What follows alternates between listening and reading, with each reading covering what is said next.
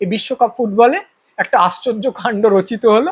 আমেরিকার একজন ফুটবলারকে লাল কার্ড দেখানো হয়েছিল। অনেকেরই মতে সেই লাল কার্ড দেখানোটা উচিত হয়নি, কিন্তু সেটা আলাদা কথা।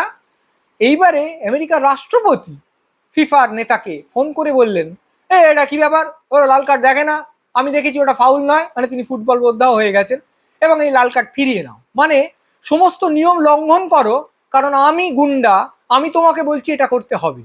কি হলো, ফিফাও হাত জোড় করে সেটাকে মেনে নিল, অর্থাৎ সেই গুন্ডাগিরির কাছে নতি স্বীকার করলো।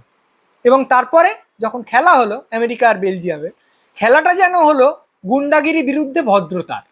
মানে বেলজিয়াম জিতছে, এটা এটা প্রবল উল্লাসের সঙ্গে সবাই সমর্থন করছে। এই জন্য নয় যে তারা বেলজিয়ামের সমর্থক, এই জন্যে যে তারা গুন্ডাগিরি বিরুদ্ধে। যেন ওই লাল কার্ডের ব্যাপারটা একটা জায়গায় সবাইকে আমেরিকার বিরুদ্ধে এককাট্টা করে দিল। ফলে এই 250 বছরের জন্মদিনে সবাই যে উচ্ছ্বসিত হয়ে প্রসন্ন হয়ে হ্যাপি বার্থডে টু ইউ বলে চিৎকার করতে পারছি আমরা, তা নয়।